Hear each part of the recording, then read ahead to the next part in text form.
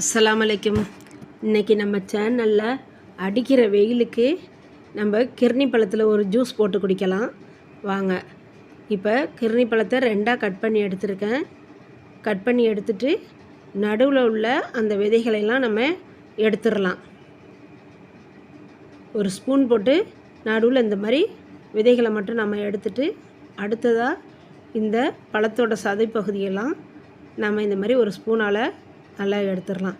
பார்க்க நல்ல ஐஸ்கிரீம் மாதிரி இருக்கும், பார்வைக்கு நல்லா பார்க்க அழகாக இருக்கும். ஆனால் இதை எல்லா பழங்களும் சாப்பிட்ற மாதிரி வெறும் பழங்களாக சாப்பிட முடியாது. இந்த மாதிரி ஏதாவது ஜூஸ் போட்டு தான் நம்ம குடிக்கலாம். இப்போ எல்லாத்தையும் நான் எடுத்துட்டேன், மிக்ஸி கப்பில் போட்டுட்டேன். அடுத்ததாக 2 வாழைப்பழம் எடுத்துருக்கேன். அதில் ஒரு வாழைப்பழத்தை நம்ம கட் பண்ணி இந்த கிர்னி பழத்தோடைய போட்டுக்கிறலாம்.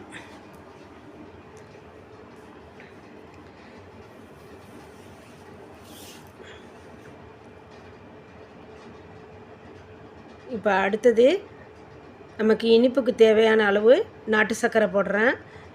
உங்களுக்கு வெள்ளை சர்க்கரை போடுறதுக்கு விருப்பம் இருந்தாலும் போட்டுக்கிடலாம். அடுத்தது காய்ச்சி ஆற வச்ச பால் ஊற்றிருக்கேன். இப்போ இதை நம்ம அரைச்சி எடுத்துகிட்டு வந்துடலாம். அடுத்து இன்னொரு வாழைப்பழம் இருந்ததை சின்ன சின்ன பீஸாக நம்ம கட் பண்ணி அதையும் எடுத்துக்கிடலாம். இப்போ அந்த பழங்களை கட் பண்ணி எடுத்துக்கிட்டேன். இப்போ அரைச்ச கிர்னி பழ ஜூஸ் எப்படி இருக்குன்னு நம்ம பார்க்கலாம். எல்லாம் நல்லா அரைஞ்சிருச்சான்னு பார்த்துக்கிடலாம். நல்லா அரையலை, கொஞ்சம் அந்த கிர்னி பழம் முழுசாக கிடக்கு. இன்னொரு வாட்டி நம்ம அரைச்சி எடுத்துகிட்டு வந்திருக்கலாம். இப்போ மறுபடியும் நான் அரைச்சி எடுத்துகிட்டு வந்திருக்கேன். நல்லா கூலாக அழகாக அரைஞ்சிருச்சு. இப்போ நம்ம கட் பண்ணி வச்சுருக்க வாழைப்பழத்தையெல்லாம் இது கூட போட்டுக்கிடலாம்.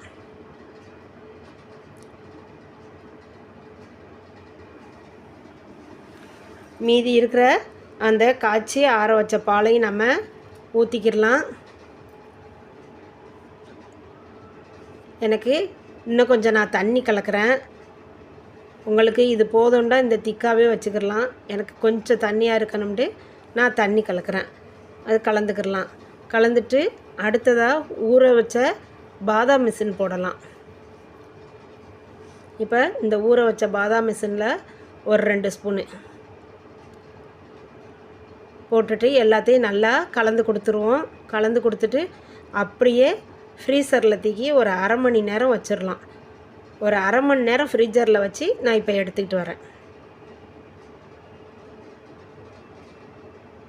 இப்போ நான் ஃப்ரீஜரில் வச்சு எடுத்துகிட்டு வந்துட்டேன்.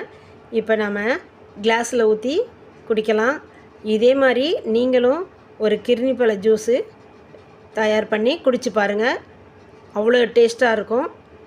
இதை குடிச்சு பார்த்துட்டு எப்படி இருக்குன்னு கமெண்டில் சொல்லுங்கள். இந்த வீடியோ பார்த்ததுக்கு ரொம்ப தேங்க்யூ.